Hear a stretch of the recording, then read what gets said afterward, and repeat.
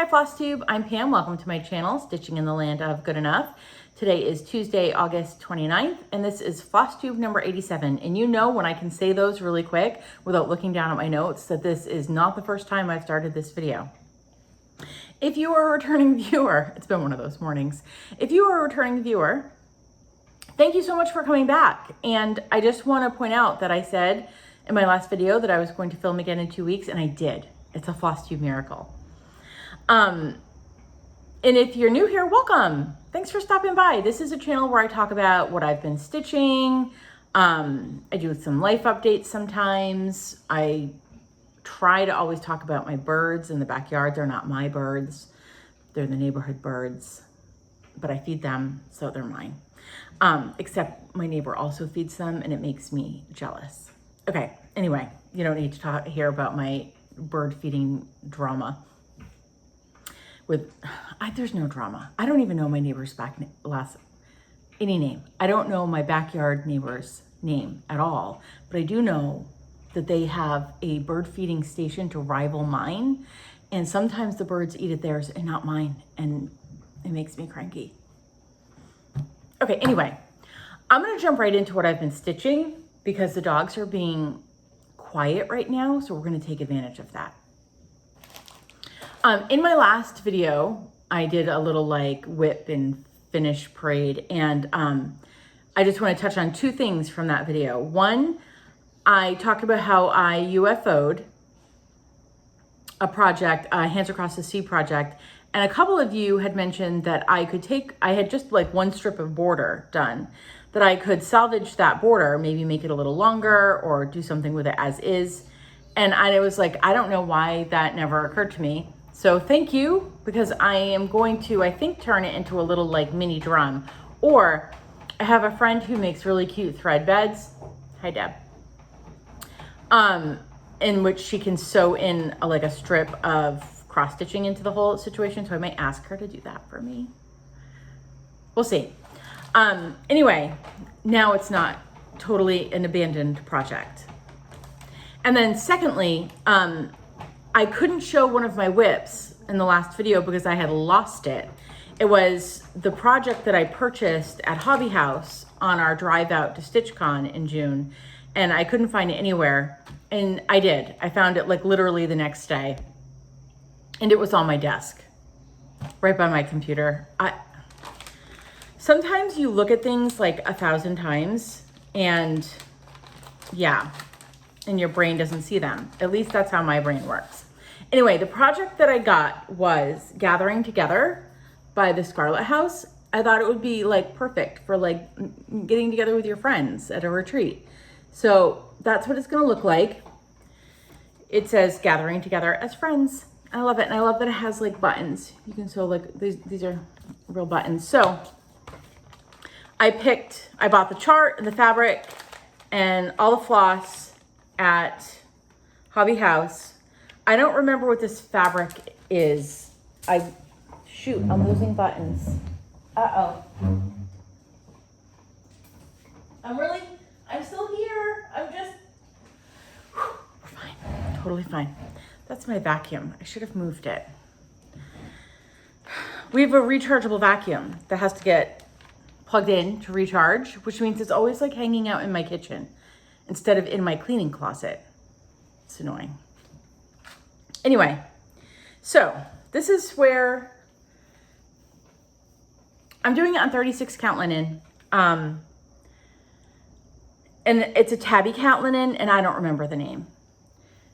And it's charted, I believe that the pattern is charted in like Weeks Dye Works and Classic Color Works. But I don't carry, if you're watching me for the first time, I own a cross stitch store in Massachusetts called Stitch New England. I don't carry, I do carry silk at my store, but I don't carry the, hold on, Soie d'Alger. And I wanted to try it because people ask me about it all the time. So I took the DMC conversion on this chart and then did a Soie d'Alger conversion. I'm like, if I'm gonna be a Hobby House, I might as well like get a little fancy. You know what I mean? So anyway, I'll show you my colors. They're so pretty. Gotta pull them all out of the bag. So these are my colors.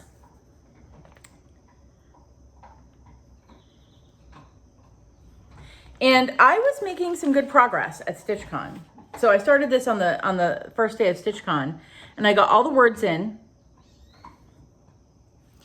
And I started on the red flower, and I literally got this whole outer outline all the way up to here, and then it wasn't meeting up. I had made a mistake way up at the beginning. So you can see I had to frog it all out. There's still some like ghost red stitching in there. I'm not super worried about it. It's gonna be mostly covered up by the flower. So yeah, I haven't touched it since. That was a lot of frogging. First day of StitchCon, I got a ton of stitching done and then a ton of frogging. So there was that. I would like to say, when we were at StitchCon, Jen Lee, I had given these like little egg cartons that had all sorts of like fun little doodads in them. They were cutely decorated, and she had buttons in them.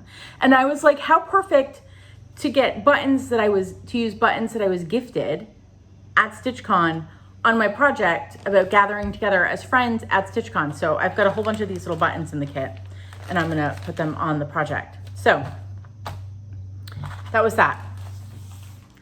Unfinished business from last video. Also, side tangent.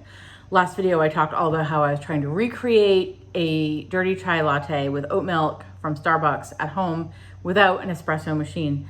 And because if I get a grande dirty chai latte, hot dirty chai latte with oat milk at Starbucks, it costs me like $7 and change. And what I've also now discovered is I'm back to Dunkin',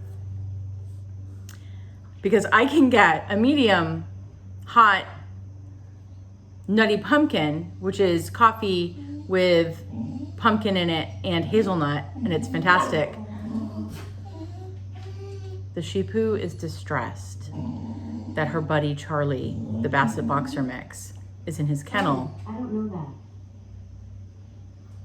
My house is falling apart. I just made the Amazon device that talks speak somehow. She's distressed that Charlie, the Basset Boxer Mix, is in his kennel with a bone, and she is not able to force him to play with her. So I apologize if you hear whining. Anyway, Dunkin', nutty pumpkin, a medium, which is like the same size as a grande, pretty much, is $2.79.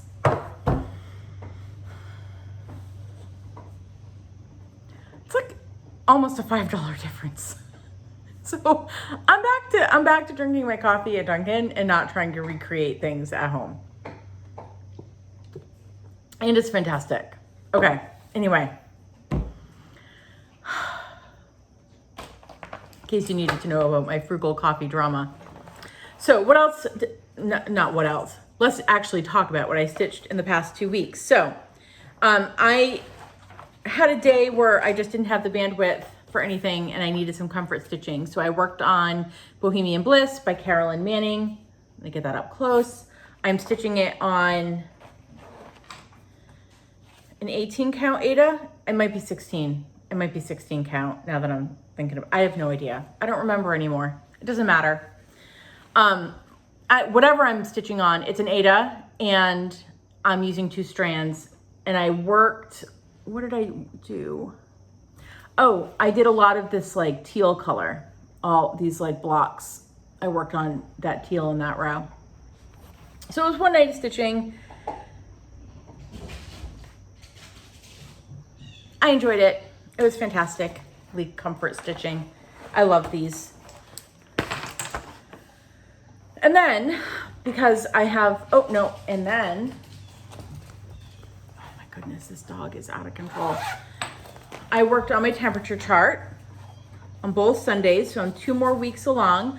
I'm doing the temperature calendar by Zara Studio Design on Etsy. And here's where we're at. So I'm plugging away, trying to get these blocks down here finished, the calendars. And then, so the past 2 weeks in August, I can't believe how not hot August has been. Like, July had some hot days in there. August, I mean, I know it's orange and yellow, but yellows are actually like in the 70s. It has been a cool, damp August here in my little corner of southern Massachusetts. I meant to say southern New England. I am what I like to call a road-choositer, in which I live my life in Rhode Island and Massachusetts. My house is in Rhode Island. My shop is in Massachusetts. I probably spend 50-50 in both locations. So anyway, last 2 weeks, yellows and oranges. It's cloudy and it's going to be rainy here today and it's going to be rainy here tomorrow. And then we're going to have like 5 days of gorgeous sunny weather, including Labor Day. And I'm kind of excited about that. Because it has not been the most summery summer here in my little corner. I literally live in a corner. I live in like a corner of Rhode Island that like kind of corners into Massachusetts. Anyway, okay. So then I'm trying, nope, not time for this one yet. Okay.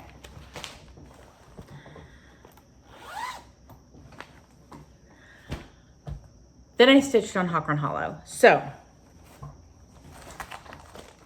I am working on a year Hawk Run Hollow by Carriage House Samplings. And I have the top 6 blocks done. I have this block done. I am working on the August block. Well, I was working on the August block. This is like a mini finish. My plan is to I wanted to finish 3 blocks this year. So I did this block this year. I just finished this block and now I'm gonna work on this one next. And then next year I'm gonna do this. And then it's gonna be done and I can start a new one.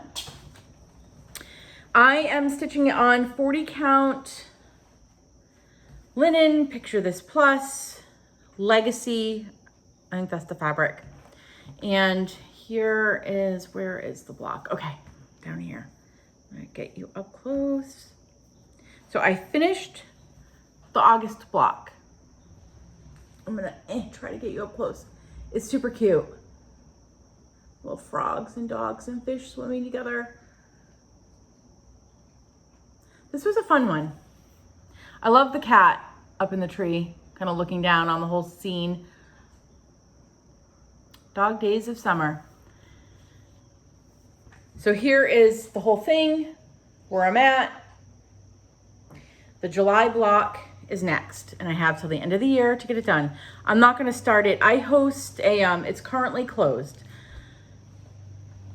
I host a Hawk Run Hollow Zoom once a month.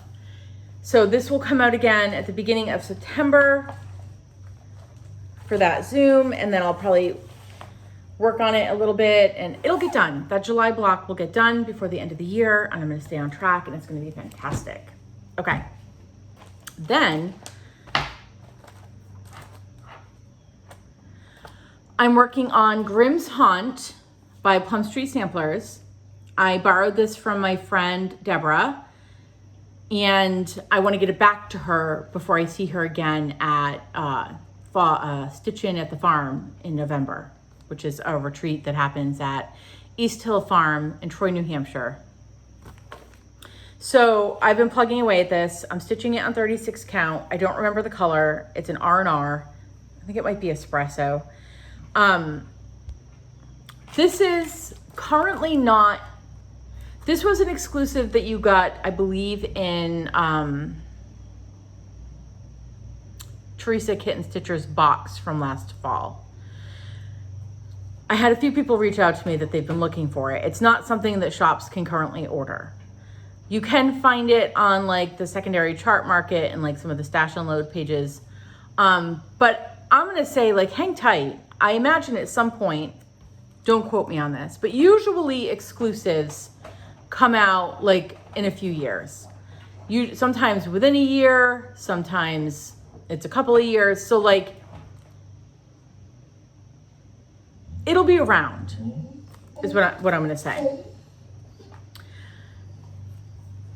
Here is where I'm at. So I am currently stitching the bottom part of the barn. It's almost like the same color as the fabric. That's okay. And then I've got the cat to do over here, and I've got to finish the vines and the pumpkins. These little pumpkins, hold on. Where are they? I gotta find one. There are little pumpkins in here. Like that, this might be a little pumpkin. I don't, hold tight. Ah, here's one. So this is like little, it looks like a leaf above that cat's head. It's a teeny tiny little jack-o'-lantern. There's over one stitching involved, and I've been kind of holding off. And also there's all these, like, you're probably not gonna be able to see in the patterns. There's all these like little one stitch white situations. Anyway, once I get the cat done, I've got to go in and do all those little pumpkins and all the like little back stitching and those little one-off white stitches. I've been saving the worst for last. I know that 1 over 1 is not terrible, but it's also not my favorite. So, but I'm almost done with the barn. The barn was wicked fun to stitch. Loved stitching the barn. Oh, it's so fun. Okay. So that I'm hoping to have done before the beginning of November. I'm probably going to have it done before the end of September. And then I also host a Fancy Folk Zoom once a month. And that meant that Touching the Autumn Sky by Mirabilia needed to come out and get played with. This also has a finished timeline. I want to have this finished before October of 2024. This is what she looks like. This is out of print. You can find it on eBay quite often. Occasionally you'll see it on eBay, or even like, unfortunately, places. If you ever see this for sale on eBay for like $15, it is not the real thing. Just be careful of like copyright infringement issues, because there are some unscrupulous people out there who will make copies or put things into a PDF and sell you. This is, a Mirabilia is never going to be in a PDF legally. So actually, I'm not sure. Her like free ones on her website might be. I'm not sure. But like an out of print Mirabilia is not going to be in a PDF legally. I'm just putting that out there. So here is where I am at. So she came out this past Thursday, and I worked on her a little bit. I'm probably gonna put her away for now until next month's Zoom. I worked all in here, like all of that like blue. This was all a blend, this color. Nora Corbett does love a blend. So she's coming along. I love her. I'm stitching her on 32 count Braying Donkey by Seraphim Fabric. She's beautiful. I'm not going to use this whole thing. She's a small one. I just haven't cut it yet because of just in cases. And that's what I stitched on in the past 2 weeks. I did like plug along on my shop project, the thing I'm working on at the shop. I meant to do, so I plan on having a 5-year plan. We talked about this in the last video, and I was hoping to be able to get to work on that this past weekend, completely forgetting that this weekend was the Needlework Marketplace virtual trade show. So I did not have a chance to work on that. That's okay. I will hopefully get it done by next video. We are moving. So we're going to be selling our house next spring and moving. We're buying a property my in-laws own on the same road, a couple houses down. And I have a feeling like a lot of my free time is going to be involved in like going through the house, decluttering, making a list of projects that need to be done. And but I don't think that means I won't have time to make my 5-year plan because I have to declutter my stitching, my like stash situation, right? I need to justify like spending a few hours at the kitchen table with my plans over like decluttering our closet to my husband. Okay, anyway, it's gonna get done because my brain needs that 5-year plan. But if you're hoping to see it this time, it just didn't happen. It will though, it will. And that brings us to, I have no haul. I mean, I probably, if you're somebody who likes to see haul, it's probably, I very rarely have it because I own a shop. It's like having a really big stitching room. Like, I don't tend to buy myself things very often because, yeah, anyway.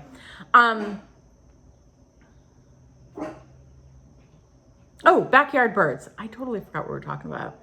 There's neighborhood dogs barking. It's got my dog riled up. So what's been going on in my backyard? I currently have Penny.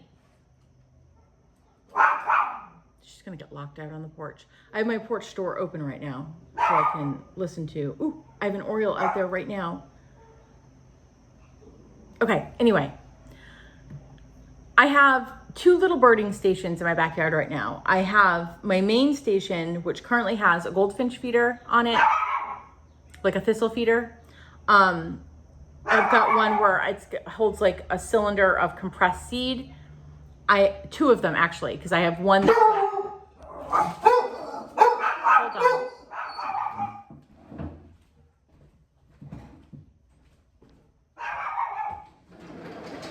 Get in the house. Get in.